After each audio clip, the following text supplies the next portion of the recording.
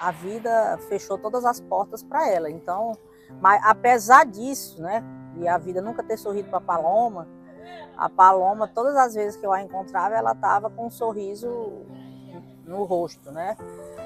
Ela não deixava se abater, né? Ela tinha uma vontade inesgotável de viver, de superar as dificuldades e as intempéries. Mas, infelizmente, foi mais uma vítima que quedou diante desse quadro tão recorrente no Brasil, que é assassinato de pessoas trans. A Paloma, ela era criativa quando permitiam, né, que ela fosse. Ela era alegre, ela riu bastante durante o nosso dia juntas. Assim, eu vi ela como uma pessoa mesmo que tinha luz, sabe? Que tinha luz. A gente foi atrás do bujão. No dia 19 de julho de 2021, um vídeo que mostrava uma travesti amarrada dentro do porta-malas de um carro, enquanto era agredida por dois homens com um pedaço de madeira, viralizou na internet. Ela era suspeita de ter cometido um roubo no bairro São Joaquim, zona norte de Teresina. Em outra gravação, guardas civis municipais presenciaram a agressão. A mulher trans é carregada com os pés amarrados, depois cai no chão após levar uma rasteira. O episódio de violência não foi interrompido pelos agentes e crianças presenciaram a cena.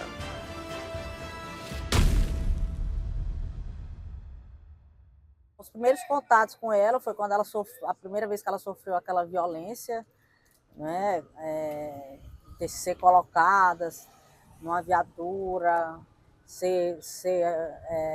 sofrer violência física, ser torturada e essa violência toda de ser contemplada por agentes públicos, no caso, guardas civis municipais, né? Então, logo depois daquele episódio extremamente reprovável, eu encontrei a Paloma, nós conversamos para ver como intervir nesse caso, como dar efetividade às apurações para que a violência que ela sofreu não ficasse impune, né? Durante a pandemia, em algumas vezes, nós chegamos a nos encontrar, porque o Matias tinha um programa de distribuição de cestas básicas para LGBTs em situação de vulnerabilidade social. Foi através de uma amiga que Camila conheceu Paloma. Na época, a jornalista tinha um projeto chamado Negritude Piauiense, voltado para mostrar o poder e a beleza de mulheres negras, através da fotografia.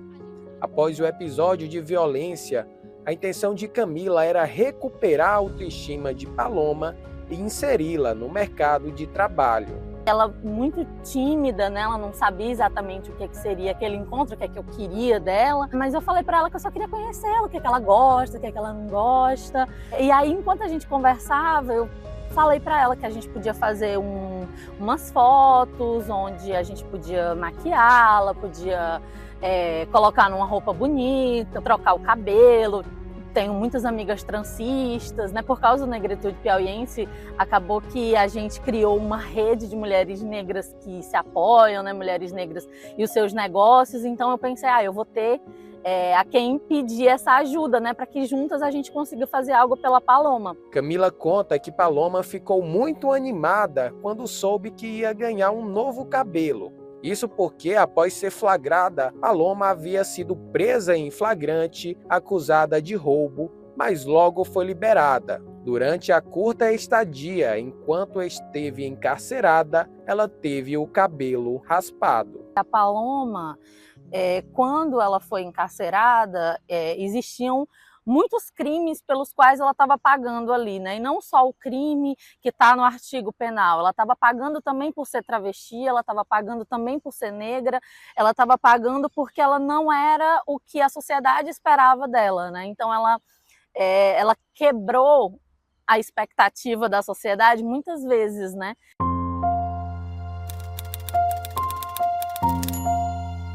Nós passamos o dia inteiro conversando, rindo, fofocando, almoçamos juntas, o cabelo durou em média 6 horas, eu acho, né? Esse processo da trança, que é algo também muito simbólico, né? Ter outra mulher negra mexendo no ori da Paloma, que é a cabeça, então a gente estava naquele momento de conexão, de conversar sobre a vida, sobre coisas leves. As fotos tiradas naquele dia seriam usadas em um banner para divulgar o trabalho de Paloma como doméstica. O que seria um novo recomeço se tornou mais um episódio traumático de violência e preconceito. A gente fez esse banner, essa arte para divulgar o trabalho dela. Esse trabalho, essa artezinha que a gente fez, virou chacota, foi parar em páginas aqui da cidade de humor, então as pessoas não queriam contratá-la tanto pelo histórico, mas porque muitas pessoas falando, tipo, quem vai contratar? Ela vai roubar sua casa, ela vai fazer isso, vai fazer aquilo. Cala a boca! Tira a mão, tira a mão! Tira a mão!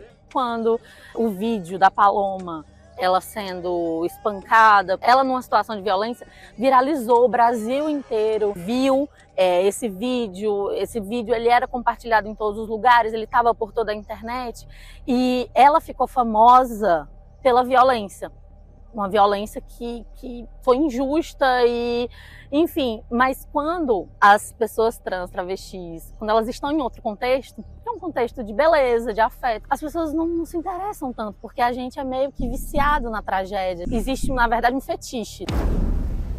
Infelizmente, a história da Paloma não se difere muito da história da maioria das pessoas trans aqui do nosso país, né? Então a Paloma, por ser uma mulher trans, negra, de periferia, todas as portas se fecharam para ela ao longo da vida, né?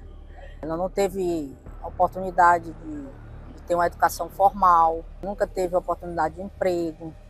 A própria convivência dela com a família não era uma convivência, vamos dizer assim, de acolhimento pleno, né?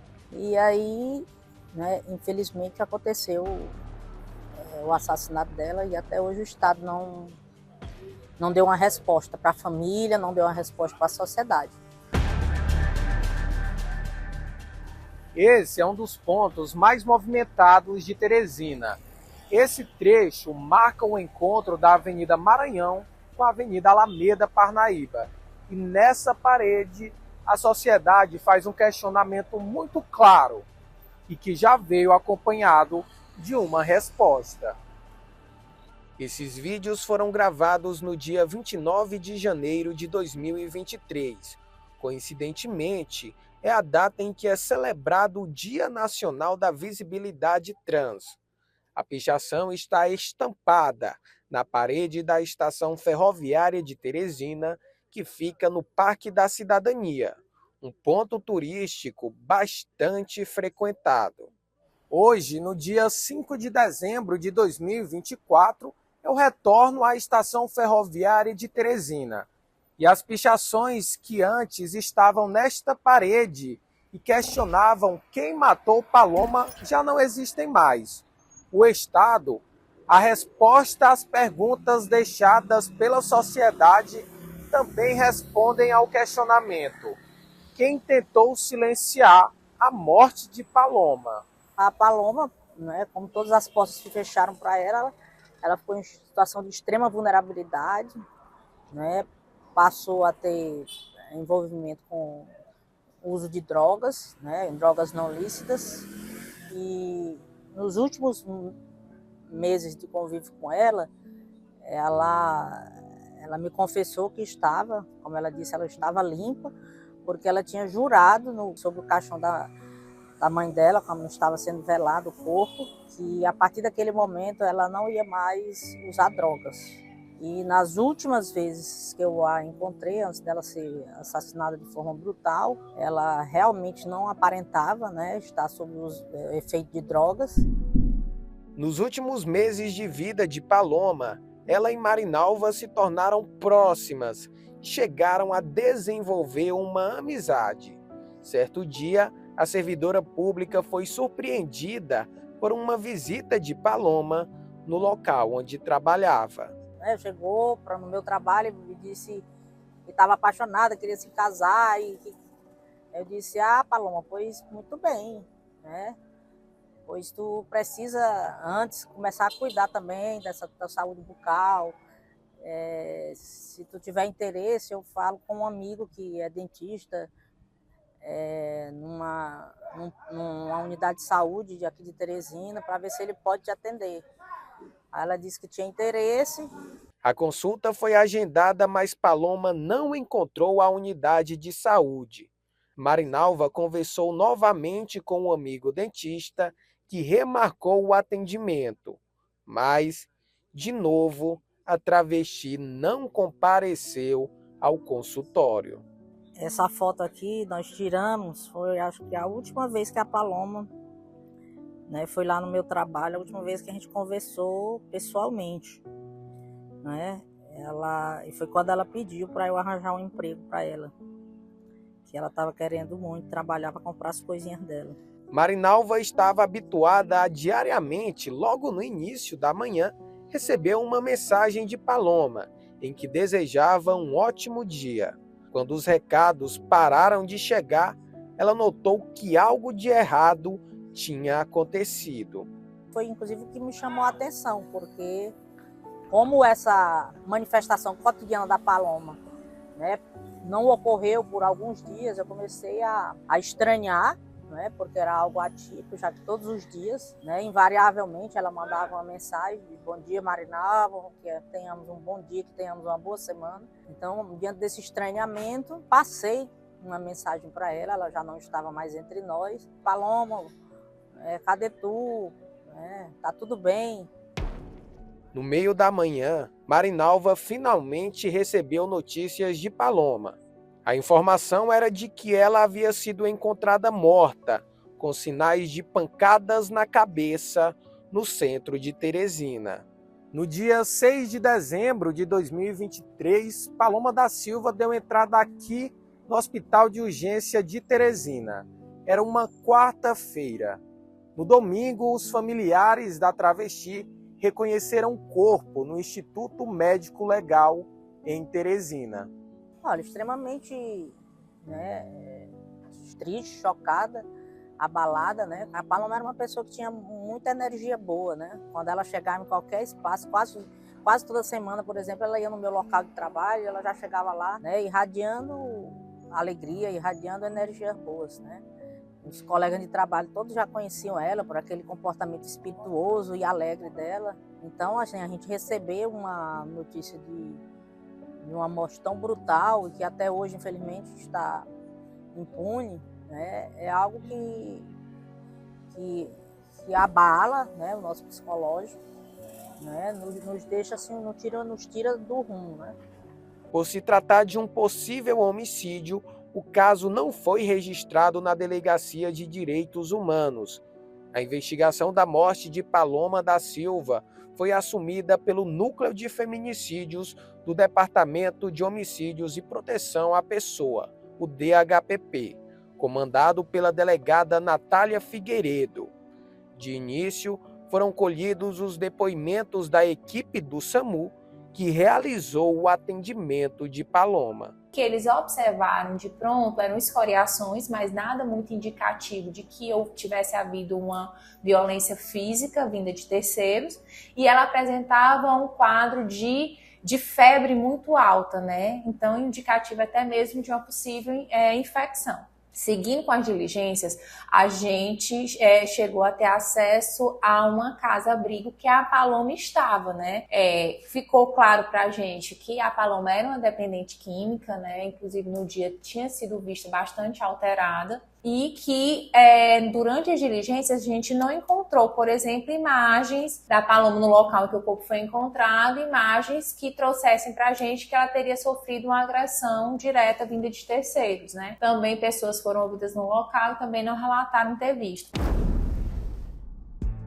Diante da ausência de elementos que levasse a polícia a investigar a morte de Paloma como um crime violento, atrelado à situação dela como dependente química, o inquérito foi finalizado, de forma que não apresentava sinais evidentes de agressão física. Então, para deixar claro, a polícia ela encerrou o inquérito, levando o caso como uma queda por conta do uso de drogas, sem nenhuma pessoa, sem terceiros envolvidos, tipo, por exemplo, um homicídio real. Sim, o caso dela, como qualquer outro, a gente realizou o máximo de diligências possíveis. E isso é o que a gente vem realizando em qualquer investigação de homicídio, né? Então a gente ouviu, achou importante, e foram realizadas de fato as oitivas, as equipes que realizaram o atendimento da Paloma, o laudo cadavérico que não nos trouxe sinais evidentes de uma morte produzida de forma violenta. Então tudo foi levado em consideração para que a gente chegasse a essa conclusão.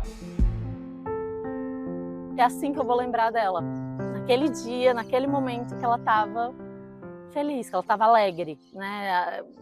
Tudo que de ruim que aconteceu naquele dia, eu consigo guardar aquele momento que ela foi tratada como ser humano, que era o que ela merecia desde sempre, mas não foi, né?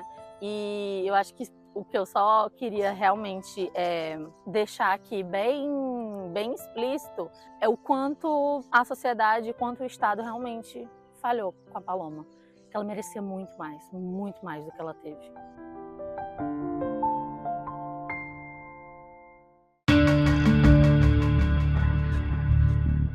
Jovens negros entre 15 e 29 anos. Esse é o perfil das vítimas de LGBTfobia no Piauí. Foi o que apontou um boletim de dados de violência contra esta comunidade, divulgado pela Secretaria de Segurança Pública do Estado. Para definir esse perfil, foram analisados dados e boletins de ocorrência do ano de 2022 do Sistema Nacional de Informações de Segurança Pública, além, é claro, de boletins eletrônicos da Polícia Civil. A união dessas informações resultou no primeiro boletim de dados de violência contra a pessoa LGBTQIAPN+, no Piauí. Um documento que demorou para ser apresentado à sociedade.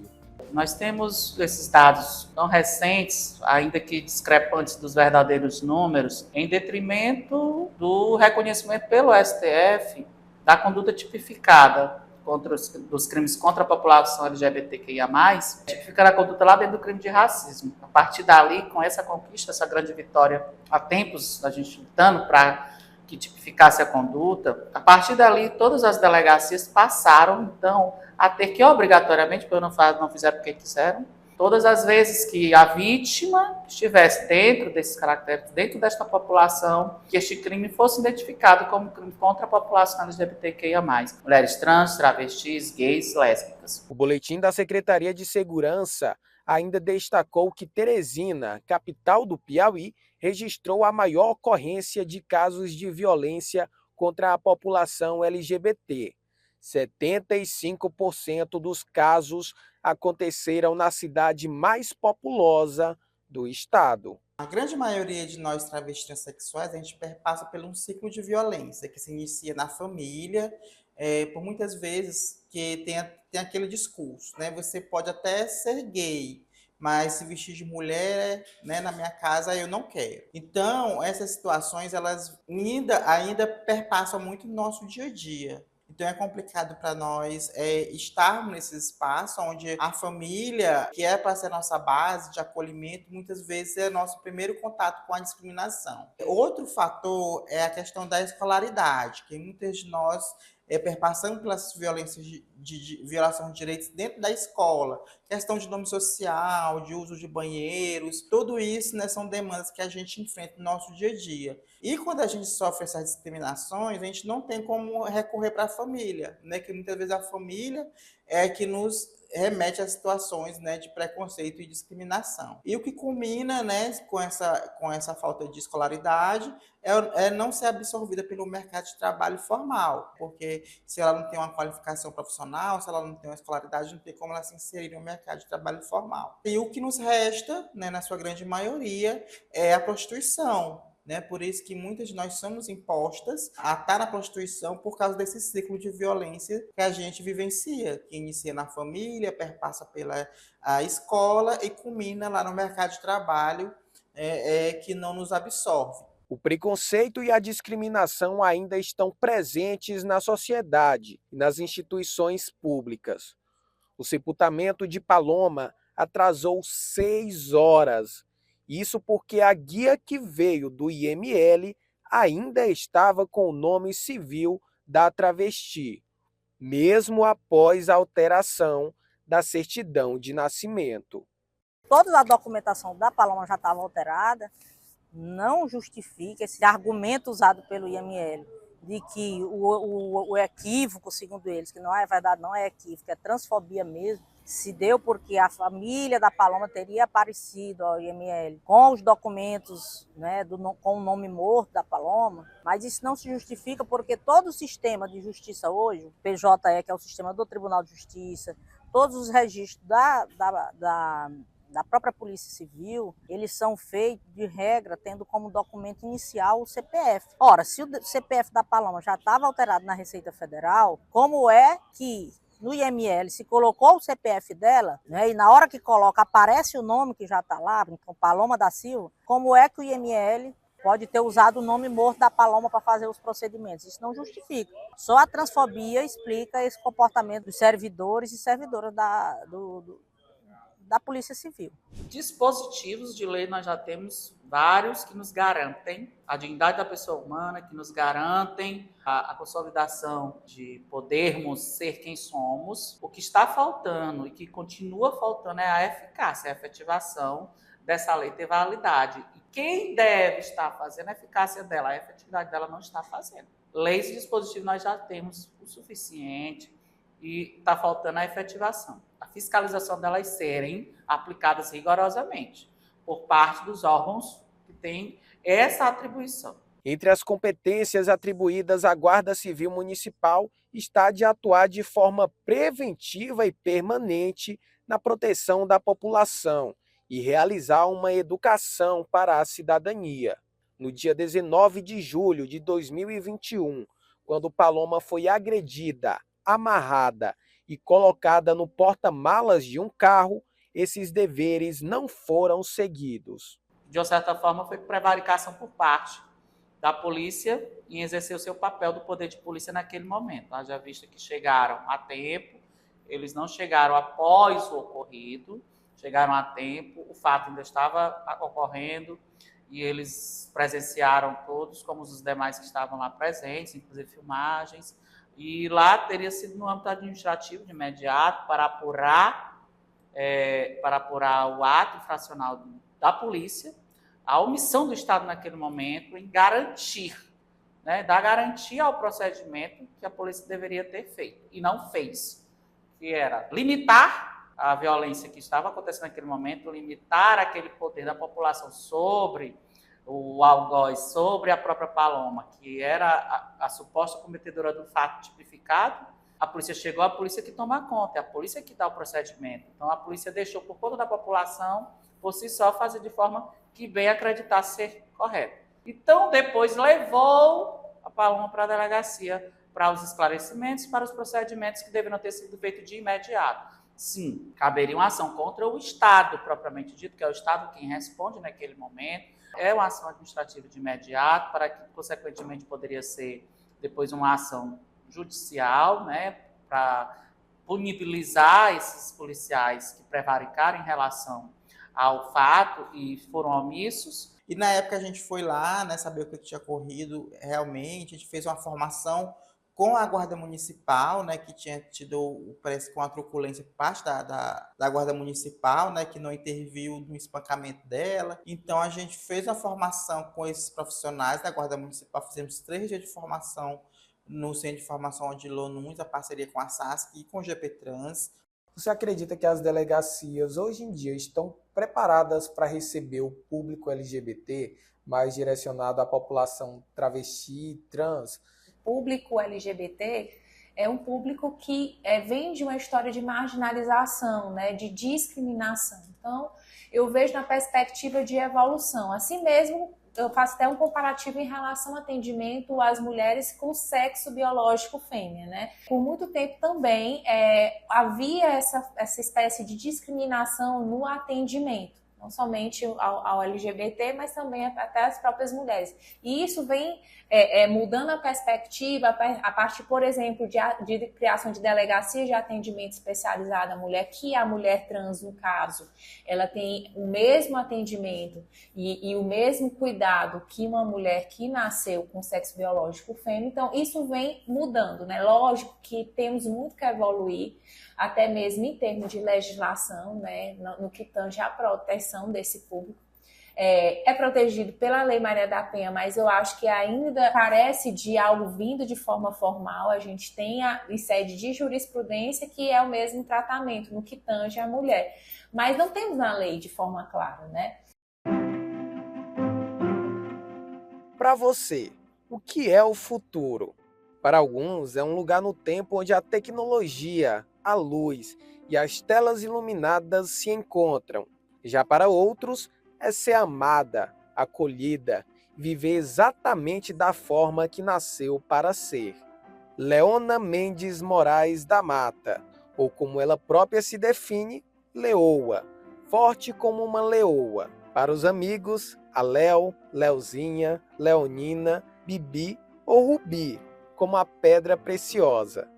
No conceito de futuro, ela é a mulher trans que saiu das estatísticas e se tornou a primeira a ser jornalista no Piauí. Realmente sou um ponto fora da curva, porque eu sempre tive apoio da família, isso é muito difícil, não é fácil. E realmente a família toda me apoiando, dando roupa de prima que não usa mais, tal, me recomendando emprego. E dentro do jornalismo também, eu nesse meio tempo assim, eu entrei no curso de jornalismo também na pandemia. E o meu medo era emprego, mas aí eu comecei trabalhando num dos maiores portais aqui do Piauí, e hoje eu trabalho em um dos maiores veículos de comunicação do Piauí, que já é transmitido para quase todo o Brasil, né? Faço TV, faço rádio, faço portal, faço redes sociais, eu sou versátil. Eu não dou margem para as pessoas duvidarem do meu talento, da minha competência. Desde o início da transição, Leona contou com o apoio da família, principalmente da mãe, a Paulinha, como é carinhosamente chamada por todos. Ela sempre proporcionou o suporte que a filha precisava, desde a moradia aos hormônios que ela usava. E até quando foi preciso ir ao cartório para retificar o nome da filha, Paulinha esteve presente. Mais emocionante foi, acho que quando eu tirei a minha certidão de nascimento, a nova, a ratificada. Realmente ela participou de todo o processo em cartório, esperando documento. Vem documento, vai documento. Fiz gratuitamente pela Defensoria Pública. E aí, quando eu recebi que ela me acordou, ela foi buscar, não me avisou que ela ia buscar. Aí ela me acordou com a certidão. Aí foi um momento fofo, eu chorei, ela chorou. E aí é muito de boa, sabe? Mas eu acho que ela se emociona mais quando eu apareço na TV. Mas eu não me emociono mais, mas ela se emociona. O que fez Leona escolher o jornalismo foi a versatilidade e as múltiplas áreas de atuação. Ela conta que sempre quis aparecer na TV e no meio da jornada se apaixonou pelo rádio. Como a primeira repórter de TV trans do Piauí, ocupar esses lugares é um papel importante quando se trata de representatividade. Eu acho muito importante aparecer na TV. Eu apareço na TV não porque eu gosto de aparecer na TV ou porque eu tenho essa ambição, esse ego, essa arrogância de aparecer na TV, não. Porque já me encontrei no jornalismo em outros lugares. Mas eu acredito que eu, dentro do Piauí, sendo a primeira repórter de TV trans do Piauí, ocupando esses espaços, eu estou realmente abrindo portas para as outras, eu acho importante eu lutar, mesmo que não me dê a oportunidade, eu vou e fico no pé, me dá a oportunidade, eu preciso aparecer. Lógico que eu não preciso de toda essa insistência, como eu falei, eu tenho muita sorte, as portas se abrem para mim naturalmente, mas eu acho muito importante eu ser vista. Eu aparecer, eu acho muito importante, mais pela comunidade do que por mim. Então eu acredito que, pelo menos por agora, eu acho que eu preciso abrir portas, deixar elas abertas, não, elas não podem se fechar. Um dia que ficou marcado na carreira de Leona da Mata foi quando ela teve a oportunidade de apresentar pela primeira vez o programa Crime e Castigo. Essa também foi a primeira vez no Piauí que uma mulher trans saiu dos noticiários policiais, em que antes aparecia como a vítima, para dessa vez assumir a narrativa e o papel de destaque. E aí eu vim, comandei o programa e eu até fiz essa publicação, né? Que é muito bom você não estar sendo a pauta. Você não estar sendo a espancada, a assassinada. É muito bom você não estar sendo o motivo de chacotas. É muito fácil de você encontrar aí na internet prisões de mulheres trans e travestis que o pessoal faz piada na hora, né? E essas pequenas conquistas, esses pequenos marcos, eles têm uma representatividade. Eu faço questão de postar no meu Instagram. Novamente, não é arrogância, não é porque eu me acho, mas é mais para eu mostrar que pessoas como eu, mulheres trans como eu, mulheres trans jornalistas, conseguem chegar nesse espaço. E o quanto que eu puder alargar esse espaço, eu vou alargar. É muito gratificante que a gente vê que as nossas lutas estão dando resultado, né? Tem uma trans na segurança pública trabalhando, tem uma trans lá na saúde, no ambulatório trans trabalhando. Então, aquele ditado, né? Uma puxa a outra, né? A gente sobe um degrau, mas com a mão a gente puxa a outra para subir junto com a gente. E é esse o meu desejo, que eu almejo, de ver a cidadania plena das travestis transexuais aqui no nosso estado. E talvez esse seja o conceito mais assertivo do futuro. Um mundo onde o amor, a igualdade e o respeito quebram o ciclo da violência. E assim como a Leona, todas as mulheres trans e travestis podem se tornar as contadoras de suas histórias.